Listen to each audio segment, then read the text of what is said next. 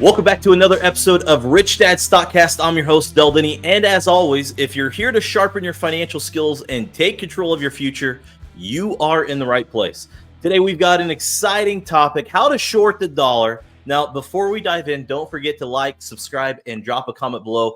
Your feedback helps us to bring you more of the content that you want to hear. And for those looking to sharpen their financial knowledge, be sure to visit stockcastbonus.com for exclusive resources to help you on your journey. So joining us today, as always, is our expert, Andy Tanner. Andy, it's always great to have you with us. This is such an exciting topic, Del. I'm excited to jump in, and obviously, thanks for being here. And let's get to it. Yeah, let's jump right in. So the U.S. dollar has been a global currency for decades, but there are growing concerns about its future value. Now, Andy, for our listeners who may not be familiar with the phrase shorting the dollar, can you explain what it means to short the dollar and why in the world would someone want to do that? Well, maybe we break this up into two ideas. The actual process of taking a short position is a four-step process, so we can get to that. But the first thing before we do that four-step process of taking a short position, shorting is something you do when you believe something is going to go down. And when you look at the dollar and its value, I don't know that there's a better bet. I love this conversation, first of all, because if you were to ask me, where Apple is going to be next year, or if you're going to ask me where, IBM or ExxonMobil or any of these would be next year, I'd have to say I don't know, because I can't predict the future on those. But when you look at the policy, and if you want to know the future, policy and demographics gives us the future. And so we have something called monetary policy. It's a very clear policy, very clear monetary policy. And that policy is to have a 2% rate of inflation. Now, sometimes they get it, sometimes they don't, but that's what everything they're trying to do strives for. So what that tells me is if I go out 30 years, like a 30-year mortgage, and I look at the compounding effect of 2%, I feel very confident in saying that the dollar will be worth less. Now, does it lose 2% of its value compounded every year over 30 years perfectly with that monetary policy? Well, I don't know. I think it'll go much faster the way they print the money myself. We've certainly had inflation problems that are much larger than 2% the last couple of years. So when I look at the policy of printing money, I look at the policy, I'll tell you, if you ask me 30 years from now, I'd bet every dollar in my wallet that those dollars are going to be worth less in 30 years. And so the idea of exploiting that to that prophecy and exploiting that to your benefit, everyone should learn to do it. Everyone should learn how to take short positions on the dollar. Absolutely, 100%. So the reason I like the first reason I like this conversation is because it makes sense to take advantage of a prediction that's that solid. It's not 100% guarantee, but it's the closest one I know. And then secondly, it's a fun conversation to learn those four steps. So yeah, the dollar's going to lose value. Why not make money on that idea? I couldn't agree more. So, what would be the four steps that you're talking about? Because it intrigues me to make money when the dollar goes down. So, what would be the four steps? Well, a great way to think of this is, a financial statement. And to start, we've got we had a conversation about dogmatism last time we were together, and you can't take preconceived notions into this. For example, one of the things that Robert Kiyosaki taught me that I just loved, he said, I don't have a right foot and a wrong foot. I have a right foot and a left foot. I don't have a right hand and a wrong hand. I have a right hand and a left. In other words, neither one is better than the other. You can't look down at your left foot and say, well, that one's no good. And the right foot, oh, that's good. So when I look at assets and liabilities, income and expenses, I don't look at it as income's good, expenses bad. Expenses are the quality of my life. I want high expenses. The food, clothing, medicine, shelter that I provide my family is a function of expenses. If I want a better life, I actually want higher expenses. They go hand in hand. People think assets are good and liabilities are bad. That's not true. Absolutely not true. The thing that's true is what direction they go in each column. For example, we had this thing called TARP, toxic asset, whatever it was, protection program or whatever the government, called. And they changed it to troubled assets instead of toxic assets. In other words, you can buy things that are toxic in the asset column. They can ruin you. Lehman Brothers and Bear Stearns had these collateralized debt obligations that were toxic assets. They were terrible assets because they were going down in value so fast that it was going to kill the company. So your asset column can kill you if you buy things that go down. The assets are only good if they can cash flow or go up. That's it. Well, liabilities are the same thing. It doesn't matter that it's a liability. It's what direction the value goes. Now, that's a profound moment. So if you want key moments in the video, note the time, because that's a huge epiphany for people. Assets and liabilities combined give you what your net worth is. And that tells us there's two ways to grow net worth. You can either buy assets that go up in value or borrow liabilities that go down in value. Either way, the net worth grows. Now, that's profound because if I think about growing wealth long term, I'm going to ask myself, what could I borrow that will lose value over the long term? And that's the first step to a short position, is borrowing. Perhaps I might say that the best thing you can do in a highly inflationary atmosphere or environment would be to borrow the thing that's losing value. You get rich faster doing that, especially if you trade it for something else. And so that's the first two steps, is borrow something that's going down in value, whether it be a stock or whether it be a dollar or whether it be a gold coin or whatever, or Bitcoin, whatever you think is going down, borrow it. People borrow stocks that go down all the time to take a short position. GameStop, all these guys borrowed the stock and sold it for cash. In this case, you'd want to borrow the cash and sell it for something else. Real estate investors, I've known people who invested in real estate for 30, 40 years and never knew that really the magic is their short position on the dollar. Really didn't matter, what it was. If it cash flowed, you could have done the same thing with a business. Borrow money and buy a business, buy a franchise that cash flows. It wouldn't have mattered. It was the short dollar, the short position on the dollar that mattered. And so you borrow as much as you can, as fast as you can, which is the opposite of maybe what, like a Dave Ramsey or Susie Orman would say. They always say, get out of debt. I'd say, man, no way. To buy an asset takes money. To borrow money means you didn't have any in the first place. And so if a person doesn't have a lot of cash, borrowing is a great thing. The secret is what you do once you borrow it. What do you buy with that money you've borrowed? Well, hopefully you buy something that cash flows, and it cash flows sufficiently to pay your payments, with a good margin of safety in there. So you borrow, you trade it for something else, then you trade it back for cash and you return it. There's your 4 steps. Borrow, trade it for something. Did you buy the house or did you sell your money? Which one? It's an exchange. That's why on the you have the Chicago Board of Options exchange. You have the New York Stock Exchange, and we don't buy and sell. We trade. We trade money for stocks. We make an exchange. So the stock market teaches us a much better picture.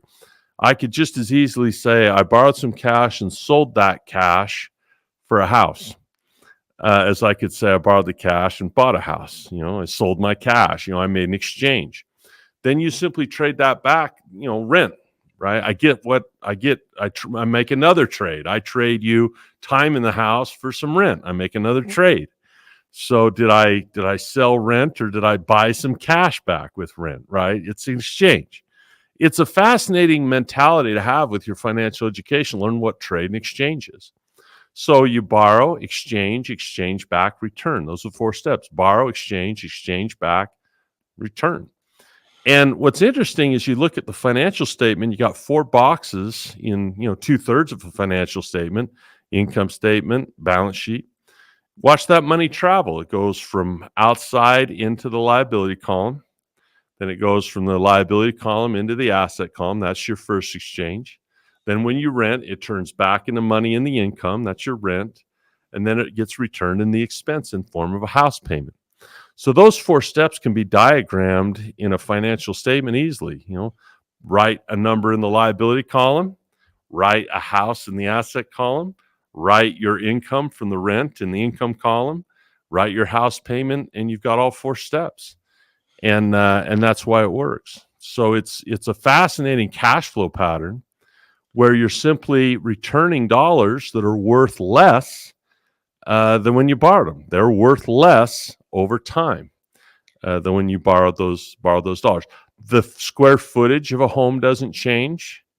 The number of bedrooms, unless you renovate, doesn't change. The plot of land is the same. It does it. The acre, half acre, quarter acre, whatever you're on, doesn't change. The only thing that changed in that 30 years is the value of the dollar. You took a short position on it. That's amazing right there, and I love those 4 steps. Now, it's pretty easy to compact that with those 4 steps. But as you're thinking about, real estate, it's a short on the dollar as well. Like that's a pretty big mindset shift. How do we apply this? So for the average Joe that's out there, it's like, okay, this is fine and dandy. How do I short the dollar? What are the investments? Is it real estate? Is it the stock market? Is it how do I, average Joe, short the dollar? Yeah, well, anything that works in those 4 steps, right? I mean, first of all, anyone could do that with the real estate. We've already talked about that, right? You could do that, right? I Mhm. mean, I've done it. I don't have like I think Kenny's got 5, 7, 8, 10,000 doors, whatever it is. It's in the thousands, right? But I have enough doors to make me happy, right? And I'll tell you, that's a great asset class. I don't bash other asset classes. However, you look at the Lannons, and what did they do? Well, they borrowed money to start a business, and the business cash flows. And so they borrow money, trade it for their business. The business trades it back into cash flow, and then they return money to the investors. So it really doesn't matter whether you want to do it with real estate or starting a business. And even stocks, people say, "Oh, the bank won't loan you money to buy stocks." That's crazy.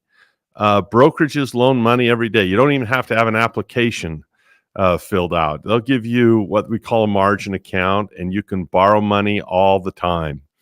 And as long as that is at a cash flowing, rate where you can write your calls and get your dividends above that which your margin would be, you want to be careful with it, of course, but you want to be careful with any kind of debt, whether it's real estate, business, stock. And really, it's about getting out of cash. It's about making that trade for cash. You can bet against the dollar without shorting it. Just get rid of it. You can take a bearish position on the dollar without taking a short position. A short position just accelerates your gains and makes it faster and easier. But you can, like, even let's say you look at business and you just want to buy some stocks without even borrowing money. You're still betting against the dollar because you're betting that dividends will be higher, that sales will be higher, those margins will be higher. Certainly, the cost of labor will be higher, but your margins will be higher. So dividends long term go up if the dollar goes down. Stocks long term go up if the dollar goes down. Prices at the grocery store go up if the dollar goes down. It simply is a way to say that it takes more dollars to buy stuff, right? There's inflation in the stock market right now. If we might have a discussion on the Schiller PE, which is really what you're paying for earnings. Right now, 401k owners, they're paying more than they ever have before for earnings other than the dot-com bubble. That's the only one that's bigger.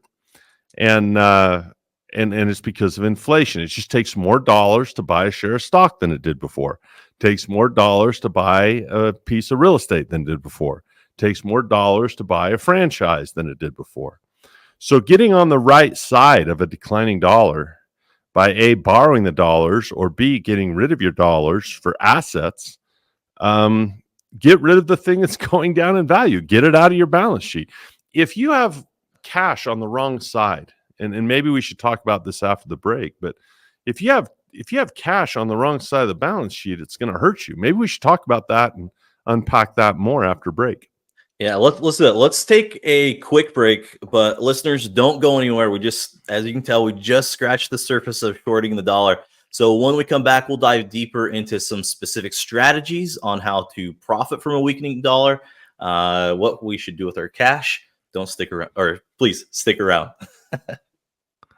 So far, it's been great. I needed a source where I could really enrich my education through stocks. I didn't really have an avenue for it, and it's helped me a lot. The simplicity has really gotten me on the track to where I enjoy the learning as well as it's really solidifying in my mind. And like, they're not just trying to sell you something, they really care about the people that are in the course, and they really do care about you and your personal goals, and what you want to do is to help you and your family and whatever your goals are in life through that. So it's really been great. All right, welcome back to Rich Dad Stockcast. I'm Denney here with our expert Andy Tanner, and we're exploring how to short the dollar, how to capitalize on its potential decline. Now, before we jump back in, don't forget to check out stockcastbonus.com for free resources that can give you an edge in your investing journey. Now, Andy, let's get back to maybe some of the tactical side of shorting the dollar. You mentioned cash. What should we do with our cash? I'd get rid of it. I think you need a little bit of cash for a rainy day, so you have some cash on hand. Certainly, cash is king in terms of pouncing on assets, but the problem is if Buffett, you have things called cash equivalents. And, Buffett, he buys a lot of bonds, so that stuff's working for him, because if you just stick it in the bank, you're getting killed. Let's go back to that idea of assets and liabilities being neither good nor bad. Is simply the direction the value goes once it's inside there. So if we decide the dollar is going down, the last thing you'd want to do is hoard that in the asset column in a savings account that doesn't pay anything, that doesn't cash flow at a rate that can keep up with inflation, which it won't. That's going to kill people at the grocery store. It's going to kill people. If the dollar loses value and you're holding the thing that's disintegrating in value, that makes no sense, right? And that's where hyperinflation starts, is people begin to lose confidence in the buying power of that dollar. They say, if the price of bananas is going up tomorrow, I better go buy my bananas today. And that can feed on itself, because everyone tries to buy bananas today, the price of bananas is going to go up even faster. So the moment people start to lose confidence in the currency, that's the difference between inflation by supply and demand, inflation by money printing, and hyperinflation. You can have supply and demand changes, and prices move. That's fine. That's capitalism.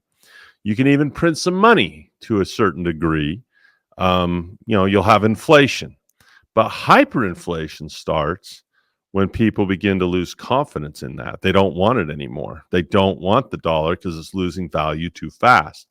Now, we're a ways away from that, because still the reserve currency of the world, right? Still a integral part. We still have a little bit of petrodollar. We still rely on dollars, so they're wanted. People have to pay taxes in dollars, right? That's your MMT theory, is that, it'll always be valuable because the government demands it to pay the taxes. That's Warren Mosler's thought, as crazy as that might be. But the fact of the matter is, have a little cash for a rainy day to get yourself through a tough spot. But man, hoarding cash is crazy. That is a bad idea in the asset column. And if you were to hyperinflate, oh my gosh, then the short position would even be better, because your liabilities disintegrate. You get to pay them back with pieces of paper that are blowing in the street. For crying out loud, and the creditors probably don't even want them. If you to think about the Zimbabwe situation, I'm going to guess 85. Don't hold me to this. The fact checkers can check it, but I'd say 1985. I think the exchange rate between a U.S. dollar and a Zimbabwe dollar was either 230 or 280. something like that. It costs you like $2.30, $2.80, something like that, to buy one Zimbabwe dollar. What if you'd have borrowed 100 trillion of those, right, and then traded it for US dollars? When that thing disintegrates and the $100 trillion bills are blowing in the street, you could pick one up out of the garbage can because your liability is now gone. It's lost all its value. The liability is literally disintegrated. And you go to pay back the loan, and the bank says, we don't want that. It's not worth anything. The loan is done. This loan doesn't have any value to it because it's in Zimbabwe dollars. You got now you'd have 120, whatever it was. So I can't remember what it was. Was it $1.280, something like that? But in any event, the idea of borrowing something that goes down is it might be the smartest move you could make in an inflationary environment, is to go into debt. It might be. If you traded that borrowed money for an asset that cash flowed, like a franchise, like a business, like a real estate project, whatever it is, if it cash flowed, it wouldn't matter what it is. If it cash flowed, it might be the most shrewd financial move you can make in an inflationary environment. My best friend, who is from Zimbabwe, and I've heard such horror stories because he saw the rise and fall of the Zimbabwe dollar. Yeah. And I think he's still not, I don't think, I know he's still stung from it. It's crazy with the hyperinflation. It's a real thing. Us Americans, we haven't seen it to that degree. What's a way we could prepare for that? Let's say we're in inflation, maybe hyperinflation may be coming, who knows?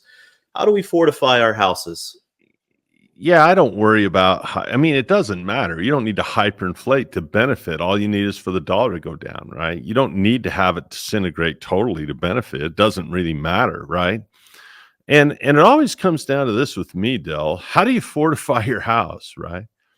Well, the problem is that people are asking the question. If people are saying, how do I do this? How do I do this? How do I do this? What does that tell me about that person? It means they don't have a financial education. It means they don't know what to do. Mm-hmm. So the problem they have isn't that they don't have money. The problem is they don't know what to do. It's the advice culture. It's a lazy culture. I have a disdain for it. People will call in. I used to go on Robert's radio show, and he had this segment called Ask Robert. Robert would go nuts. He'd just seethe because people would ask advice questions instead of education questions. And advice questions are tell me what to do because I don't want to learn anything. Just look, I don't want to study. I don't want to learn. Just tell me what to do with my money. And that's how Wall Street gets rich. People pay ignorance fees. That's what Wall Street fees are, is ignorance fees, because they don't know what to do. And they're asking the question you just asked me, what do we do? How do we fortify? How do we do this? How do we do that? Well, get educated, learn something, take some classes. If you don't know how real estate works, sign up for real estate class. If you don't know how stocks work, sign up for stock class. They don't have these in school, which is why even with college degrees, these guys are smart guys. You can't get through college, and pass all those tests without some brain power, but the classes aren't there. The focus of their genius is in the wrong space. So learn about a financial statement. How do you fortify your house? Well, you learn how that balance works of assets going up, liabilities going down, and you balance your balance sheet accordingly.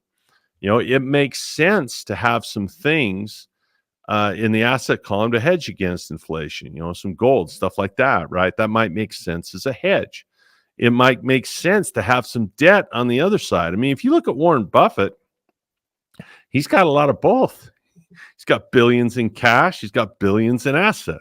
So it's if one goes up, the other goes. If you deflate, inflate, it's balanced.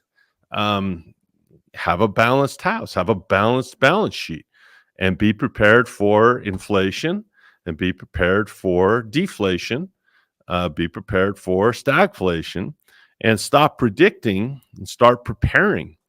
But I will tell you, I think I have a lack of debt. I would like more debt. When I look at my financial statement, Robert's got like $1 billion in debt. I think I don't have $1 billion in debt, but I have millions in debt, and I would like more. I would absolutely like more. It's not hard to get your first $1 million in debt. Go buy a house in California. Buy a small house in California. It's not that tough. So yeah, that's shorten the dollar. It's understanding. Let's just review. It's understanding that the policies of the world, not just the United States, the policy of the world are set up for a disintegration of currency.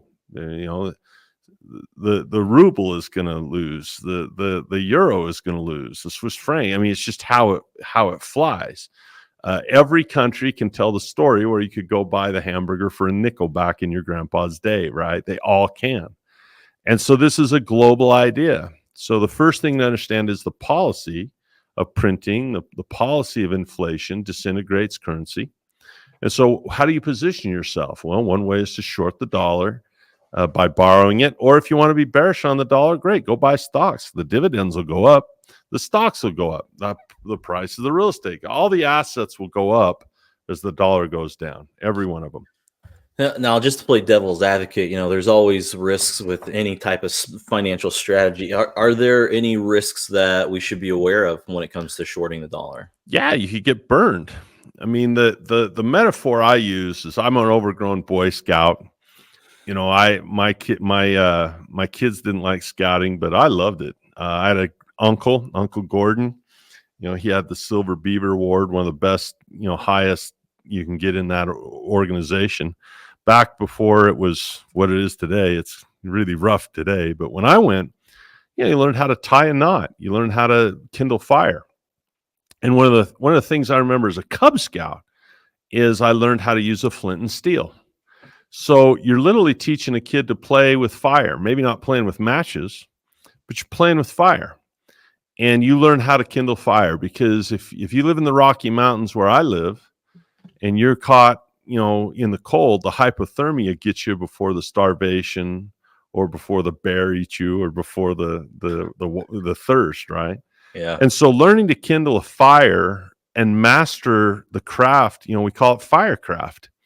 And there is a little thing called firecraft where whether it's friction, whether it's a magnifying using solar, whether it's flint and steel, whether it's a Bic lighter, or matches, you need to master fire. Now, is that dangerous? Well, fire can certainly burn you. It can choke you. It can smoke inhalation. Fire claims lives, but fire saves more lives than it claims. In the human race, the ability for a human to learn firecraft has saved more lives than it's taken. So the idea is to master the fire, not to be afraid of it. You say, well, don't play with matches. No, play with matches. Learn to master the fire. Learn how to control it. Learn how to make it serve you. It'll cook your food. It'll light your way. It'll chase off the beast. It'll get rid of the mosquitoes. It will give you warmth. It will give you light. That's how I look at debt. So call it, wealthcraft. And part of wealthcraft is learning how debt works. And if we say, well, if we go, with all due respect to Dave and Susie, they're just they frame debt as if it was such a bad thing all the time. Get rid of it, stay out of it, get rid of it. No, I think you master it. I think you learn about it, and especially, the people in freaking 401ks, they're going to need some accelerant. They're going to need some kind of leverage. They're going to need something to help save them, and debt helps you do things faster. You can build the liability column faster than you can build the asset column, because it's easier to borrow than to buy. Buy takes money, borrowing doesn't. And so to borrow is really going to be the craft to master if people want to save their retirement dreams. So that's shorten the dollar. Smartest thing you could do. If you don't have if you're listening to this and you have no debt that's working for you, no debt that's benefiting you whatsoever, go to Stockcast bonus and learn how short positions work, and whether you want to use those as a stock investor or as a real estate investor, as a franchise owner, whatever it is, learn it and get educated. That's how to protect your house. Knowledge will be life in those situations.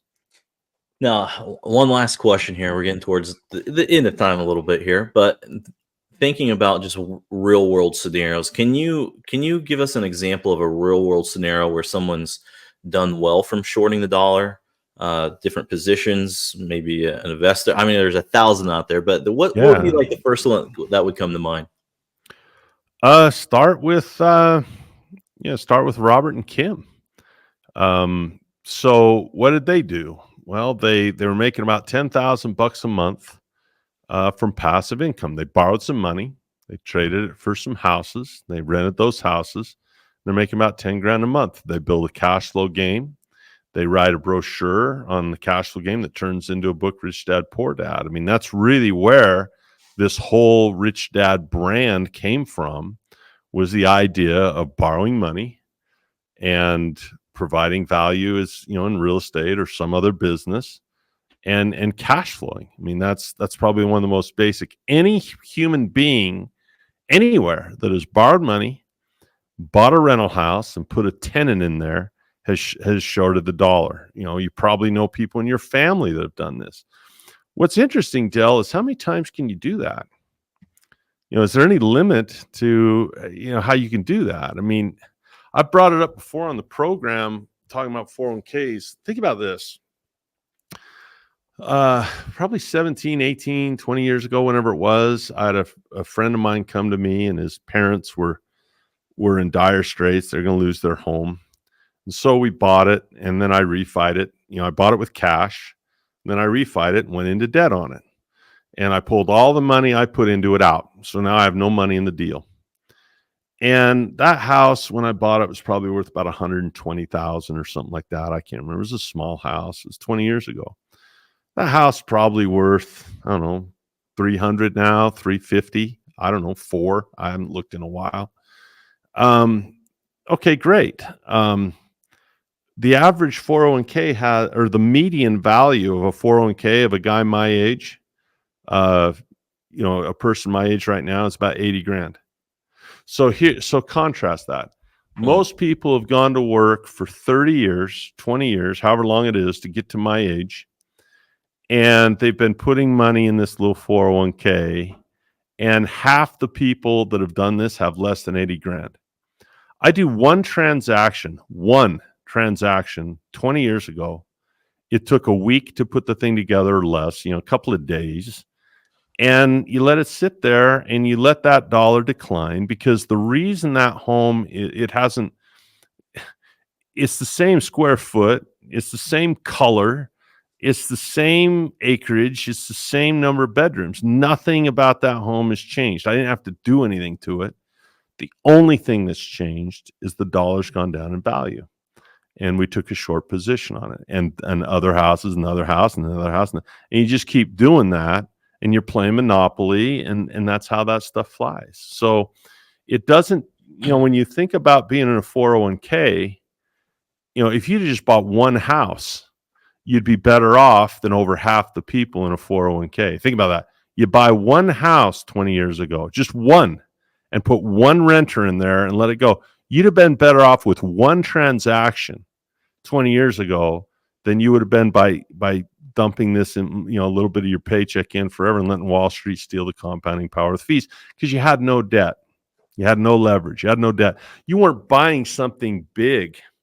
You were buying little pieces of stuff that was small. So there's my rant. Learn to short the dollar. Learn how to borrow money. The dollar's going to go down in value. Learn to borrow it. That's the lesson. That's it. I think you're spot on. I absolutely love that. Well, that is a wrap for today's episode of Rich Dad Stockcast. Now, I hope you found our conversation on how to short the dollar insightful. I know I did. And a big thank you to Andy Tanner for his expertise and these valuable tips that he's providing. Now, remember, staying informed is the key to success in any investment strategy, whether you're a seasoned pro or just getting started. Don't forget to visit stockcastbonus.com for free resources that can help you sharpen your financial skills. Now, if you found this episode insightful and helpful, make sure that you like, that you subscribe, that you leave a comment below. Your feedback helps us to create more of the content that you want. And don't forget to share this episode with your friends and your family who could also benefit from this knowledge as well. So thanks again for tuning into Rich Dad Stockcast. Until next time, stay smart, stay invested, and take control of your financial future. I'm Denney, and we'll see you on the next episode. This podcast is a presentation of Rich Dad Media Network.